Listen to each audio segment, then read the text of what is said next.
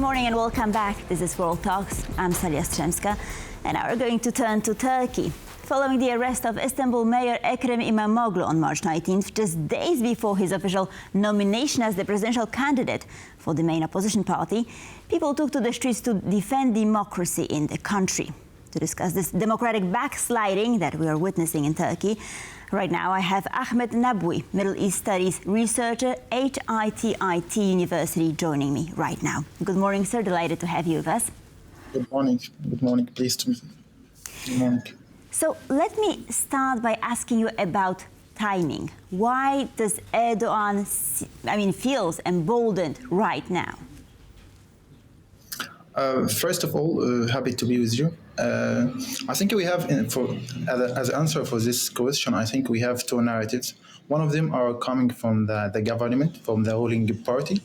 They are saying, okay, it's not about timing. It's something coming from corruption, accusations of Ekrem İmamoğlu. So it's something related with with the court, with the judging. It's not something related with the authority, with the administrative authority from Erdogan or from his party. This is a narrative, but the other narrative we know that coming from the opposition, they are saying this is a politically action against Ekrem İmamoğlu. It's as you said, it's something undemocratic and so on. So I think these two narratives are ruling the scene now in Turkey. Why it is now? I think we need to wait. After I think today the court will determine if Ekrem İmamoğlu should be arrested or not, or will be free today. So I think we need to wait to the court. What it will say, but the timing, as I said, it's two narratives, not one. From the government, they are saying, okay, it's accusations, so it's have no link with timing. It's court, the court made investigations, and these investigations are coming out now. So it's something we are not, the government doesn't control or something. Right, but then, İmamoğlu is not the only one detained, right? There are other political figures, oppositionists, journalists who are being detained by Erdogan's regime. So who are these people and when has this all started? Okay. Let's first from this point. I think we need to understand the real politics in Turkey. Turkey, in the country, we can see that it's a hyper democracy. They are in their way to a transformative way for democracy. They took a lot of steps in this path, but it's not a complete democracy, as I think. This is a point. But the other point, I think, after 2016, this field coup attempt that happened against Erdogan, I think it's a very important point in the new regime policies like this, because this was very important point to Erdogan. It was a coup, so he was threatened. And from Fethullah Gulen and his supporters, Jamaat Khidma, as we say, I think this point was very important. And after this point, I think Erdogan or his rule becoming some kind more aggressive. But again, the government and the ruling party is saying that this arresting of journalists or businessmen or even the mayor of Istanbul, it's something coming from the court. It's not a political thing at all. So I think we need to put this in consideration and waiting what will come from the court, what it will say, because if it come out with that this accusation is real or something, and this corruption it happened actually, so all this arresting and all this detention will be somehow justified. So I think we will wait for this point. Right, but it would be difficult for the court to defy Erdogan and his regime, right? So I don't think that we can, sort of treat such a judgment seriously, right? I mean, there will be grounds to question it. That's what I'm trying to say. But I was wondering, I mean, how do Turkish people feel? Because we saw some people demonstrating and protesting, but are there other people there who feel strongly, for instance, in favor of the regime? Yeah, I think in Turkey we can find easily two big blocks. One of them supporting the ruling party and supporting Erdogan, and they are more conservative, and the other bloc is supporting the opposition. This was very clear in the last presidential elections, and I think it's something continuing something we can find and we can see easily in everyday life in Turkey.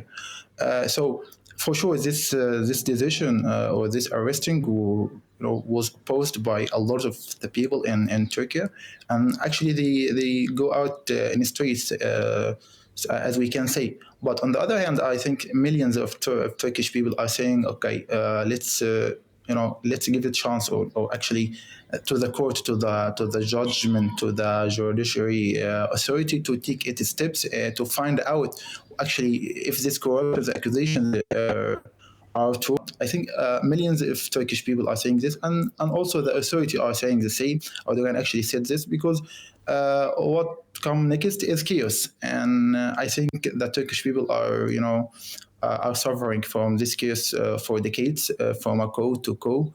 So I think the people are not one block. They are very the diversity is very high in this community, and from between secular people and from secular bloc, and from the religious, or let's say to be more accurate, from the conservative bloc. This diversity we can say every day, and every decision the government is taking or something. We have these two different opinions from this bloc to this bloc. Mm-hmm. Ahmed, going back to Imamoglu, can you clarify one thing for me? Because he was sort of deprived of his university degree, and I wanted to ask you on what grounds. I know that this precludes him from running in the presidential race, but why was his university degree invalidated? Actually, this accusation or this thing, is still now in the court. They are searching, but they are saying that this certificate wasn't true. He cheated to get this certificate, and this is a very important question because this is something we have to understand of the Turkish politics. Actually, the same thing happened with Erdogan.